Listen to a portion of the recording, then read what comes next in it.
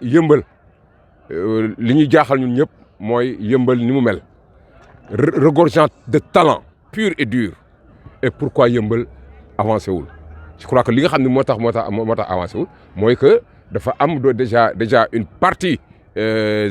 des dirigeants yoo xam ni ñoo accaparé wu IFI bañ créer ouverture pour que ku nekk ak sa expérience nga ñëw indi apporter ci alors que yëmbal buñ ko ubbee rek instance bi ñu ko ubbee mu yaatu rek automatiquement ku nekk dina ci war a mën a indi parce que ñii tey xamuñu ñeneen ñi fi nekk ñu xam mooy ñun ñi nga xam ne ñun lañuy gis souvent dans les instances de nawetaan et tout ça ñun lañu xam ëllëg ci bi bu ñuy mere ñun la ñuy mere parce que ñun la ñu xam moo tax ñun nous ne ménagerons aucun effort et loolu par cette occasion là vraiment ñuy remercier aussi di féliciter di encourager le président Libasse Diop ci fait effort énorme yi nga xam ne moom lay def fu ko neexoon tey mu def comme ay moromam toog croiser les bras ne semaine ne ko fi mais moom amul droit boobu parce que déjà moom c'est un fils de Yeumbeul c'est un fils de l'IFI parce que baayam ñi nga xam ne ñi ko yàlla na ko yàlla yërëm te yéexuñu ñi créé woon IFI ci la bokk donc moom warul mun a taxaw tey di taxaw naa samay new ci mais nag aussi waru ci libre nag.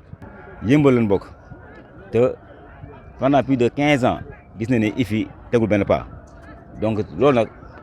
la responsabilité est partagée ku si nekk nag am nga sa responsabilité soit da nga koy jël soit nga bañ ko jël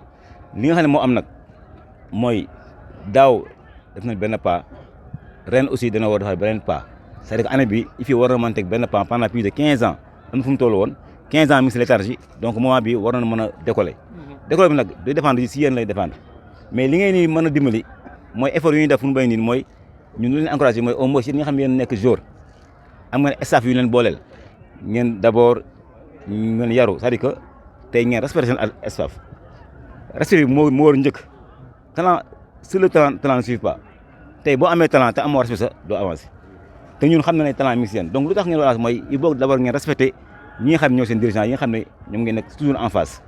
encouragé leen beneen aussi ngeen jël engagement bañ ne parce que Yeumbeul ngeen dëkk parce que diw ngeen tudd que yeneen réussir di jommal leen nit dégg boppam nag mi ngi commencé mooy ñu entraînement ñu engagé wu bu ngeen dajee quel que soit le nom de l'équipe bi ngeen dajal ngeen war na ñun aussi am nañ fula am nañ fayda war nañ avancer fii suñu morom dem. maam Ndiine nag laay jëkk a yónnee sama nuyoo ndax Ndiine dafa mën a sonn ci IFI man bàyyi woon naa football bu yàgg dama géré woon dootuma teg sama tànk ci football naa cosaan presque 16 ans doon naa entraîneur cosaan entraîné naa IFI 97 maag Jibi Gueye mais Ndiine moo taxoon ma takkaat sama tuba yi ñëw pour jàppale ko moom dafa mën a sonn ci équipe Yeumbeul bi di ci def alalam di ci def léppam kon nag bu ñu ñëwee daaw lañ commencé woon man Zof mi Ndiaga Belair ñun ñëpp équipe bu baax lañ defoon dem mais dama bëgg nag bii yoon ren jii ngeen takk seen tuba yi entraîné sérieux dina am changement ak daaw ak ren Mame Ndiine nag c'est un bon dirigeant gi mooy dina ci def alalam dina ci def pas-pasam dina ci def lépp dama bëgg yéen yi jeunes yii am naa fi doom Pape Diop mii sama doom la mag papa ma bokk dee bàyyi taalam yi anamu booy yi bëri nañ booy kër ga bëri nañ fi dama bëgg nag loo leen mën a jàpp ngeen fournir effort bu bëree ñu mën a am équipe ren Mame Ndiine mii ñu jàppale ko loo leen bëgg mu ngi leen koy defal daaw ñëw naa fi ñaari yoon ñetti yoon man daal bu may encouragé Mame Ndiine laay encouragé je suis de la mairie ca Bara Gaye laa nekk mag kii nii incha allah dinañ ci dugal suñu loxo bu baax terrain ba léegi mu pare gazon synthétique bi defe naa mu ngi en cours de route bu terrain bi pare dootu leen jooy terrain avantage bi yëpp yéen a koy moom fa ngeen di entraîner fa ngeen di def lépp te monsieur le maire dina leen jàppale incha allah rabbi ñun ñi nga xam ne déjà ñun ñoo nekkoon les acteurs démb ñun ñoo war a mën a taxaw vraiment pour jàppale équipe bi nga xam ne moo fi ne je dis que IFI bu AS Yeumbeul créé woo wala Yeumbeul Académie pour créé woo mais c'est parce que y a une léthargie au niveau de l'IFI moo tax joueurs yi xamatuñu fu ñu jëm perdre nañ ay repères ku ne xamul fu jëm ku nekk jéem bu ko dem lam feneen alors que boo seetee dans les autres championnats c'est les joueurs de Yeumbeul ñoom ñooy créer foofu ay prouesses ñoom ñooy gagner le championnat bi ñoom ñooy def foofu ay résultats donc pourquoi pas maintenant ne pas nous organiser ñun en suñu biir ànd ak le président Libasse ñu accompagner ko dans ce travail là pour que vraiment IFI war a mën a dellu fa nga xam ne fa la nekkoon démb man je dis que IFI amul Yeumbeul Nord amul Yeumbeul Sud man ñi ngi ma dëkkaloo Yeumbeul Nord mais man je dis que IFI laa bokk man IFI laa bokk parce que IFI moom ci laa reyante woon IFI ci laa nekkoon mais man je dis que IFI du Yeumbeul Nord Yeumbeul Sud IFI tout Yeumbeul la tout yëmbal compris xëy na ñeneen ñi ñoo jëkkale seen bopp ay yëmbal nord wala nii mais IFI yëmbal la donc il faut que ñun ñëpp ñu jàpp ci ànd ci ak liggéey parce que y a des anciens qui sont là ñëpp ñu ngi fi lu ñuy xaar rek mooy que mbir mi am organisation am encadrement mu am cohésion suñu biir am solidarité suñu biir pour que ensemble ñu war a mën a relever les défis. di oo waa yëmbal yëpp quoi parce que nit ku ci nekk dañuy kuy wàllu yaan say mbokk dañoo tëggul 3 ans ngi nii ñuy defar te defar gi yëpp pour que suñu rakk yi ne suñu ginnaaw ëllëg yàlla dimbal leen ñu doon ay professionnels la ñoom amuñu les moyens li ñu bëgg moom mooy sport li ñu bëgg moom mooy football ñun football nañ ba bàyyi suñu sac moom mooy que ñu pousser leen ba ñu signé tey boo dajee ak ñoom muy fierté ci yow comme ni ngay dajee ak ñeneen may ñaan dirigeants yi nga xam ne ñoo dëkk yëmbal yëpp nu ñëw teg seen loxo ci IFI parce que IFI mi ngi ci yoon woo xamante ne yoonu defar la dama koy commencé nag ci président IFI Mbaye Fall grand Mbaye dama bëgg ngeen ñëw ñu toog ñuy defar IFI gii suñu rakk yi ñu jàppale parce que kenn ku ci nekk ëllëg ameel nga ak xale yi nga xamante ni tey jii talent plein moo nekk si ñoom te plan buy yàqu la te ñun bu yàqoo ñun am nañ ci part de responsabilité kon maa ngi oo Mbaye Fall di oo Naxaas di oo ñëpp ñu ñëw ñu jàppale xale yi pour que ëllëg ñu réussir seen avenir bi nga xamante ni moom la ñu bëgg. comme ni ko sama doyen waxee rek Zof IFI moom IFI yëmbal la du yëmbal sud du yëmbal nord parce que IFI bi muy taxaw découpage bi ñëwul 95 kon yàgg na nekkoon fi kon yaakaar naa kon yëmbal yëpp ñun ñoo ko bokk kon su ko defee li war daal mooy ñu fédéré ñu def lu ñuy wax la mutualisation des efforts ñu boole suñu xalaat suñu doole ñu ñëpp def ko ci IFI pour mu mën a dem kanam parce que ni ñu ko waxee rek joueurs yi nekk Pikine boo fa demee ñi fay évoluer yëpp waa yëmbal lañ boo demee Dakar la même chose kon pourquoi pas ñun yëmbal bala nga ni naam ne fa li nga xamante ni am nañ ko bala ngay dem di ko fubali feneen nga ñëw fubali ko fi nga xam foofu la dëkk parce que bala nga ni naam ne fa. parce que ku ne yëmbal sur le plan départemental yëmbal chaque fois benn équipe bu final wul ñaari équipe yi ñoom ñu ànd final mais pourquoi pas donc ne pas prendre ces talents là jël leen vraiment encadrer leen accompagner leen avec suñu peu d'expérience bi nga xam ne moom la ñu am pour que vraiment ñu pousser leen pour que ñu war mun dem parce que il faut seulement que ñu pousser leen rek que ñu war mun dem parce que man personnellement dama bokkoon ci ñi nga xam ne ñoo superviser les zones là les zones 6 7 8 donc gis naa des talents yoo xam ne da yëmbal et bizarrement c'est des talents yi dëkk yëmbal.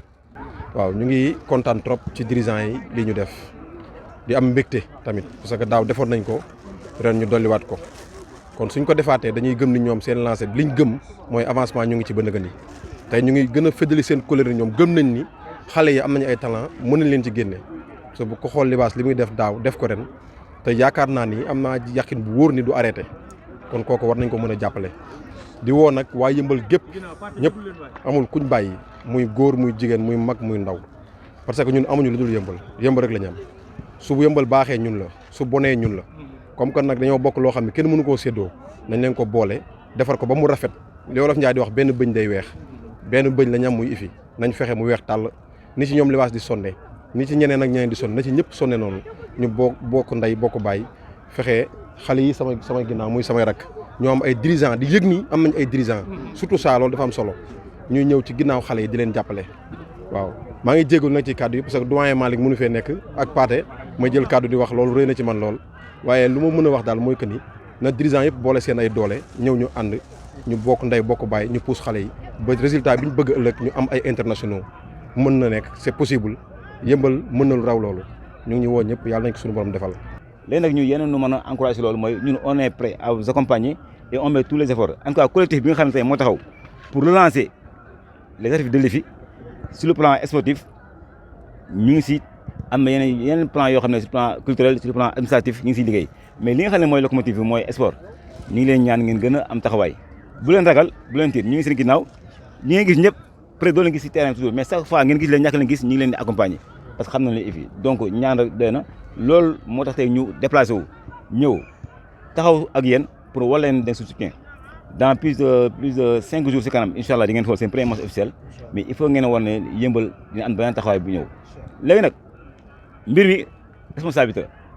en tout cas il est plus question ñun dootuñu jël kenn di jël benn buum di ko yeew suñu baat diw ndiri loolu jeex na fi donc on prend nos responsabilités cette équipe là sera organisée tôt ou tard sera organisée et sera restructurée loolu qu'il le veuille ou pas dañ koy def donc le engagement la te ñun engagé nañ donc on va appeler tous les dirigeants yi fi nekk yëmbal on va appeler aussi toutes les associations yi nga xam ne ñoo fi nekk te ñoo composé le comité directeur de l'IFI mooy tous les ASC ak toutes les associations dans peu de temps plus de 15 jours wala 20 jours dinañ def benn assemblée générale boo xam ne information la pour que Yeumbeul aussi xam ne tey équipe IFI mi ngi taxaw pour décoller donc ñëpp si war a jàpp kenn waru ko yóbbu kenn mënu ko yóbbu mais ñun dans l' ensemble suñu bëggee objectif dañoo war a jàppandoo dóorandoo pour ñu mën a dem si kanam en tout cas on vous encourage lii du dara c' est un début d'un commencement war ngeen mérite lu ëpp lii te ëllëg incha allah pourquoi pas ngeen dem bay ñu naan mais tey da ngeen am prix de match c' est possible parce que dirigeants yi nga xam ne ils sont prêts à décaisser leur argent le propre moyen ils sont là le maire est là tey da ngeen responsable jeune sport bi nga xam ne mu ngi fi tey ñi lañ ko jaaree parce que son message pour que au moins muy gën a jàppale maire ba nga xam ne déwén incha allah bu ñu taxaw fii terrain bay lañ taxaw di entraîner avec gazon synthétique te loolu moo am en tout cas on vous encourage merci capitaine incha allah gars yi on vous encourage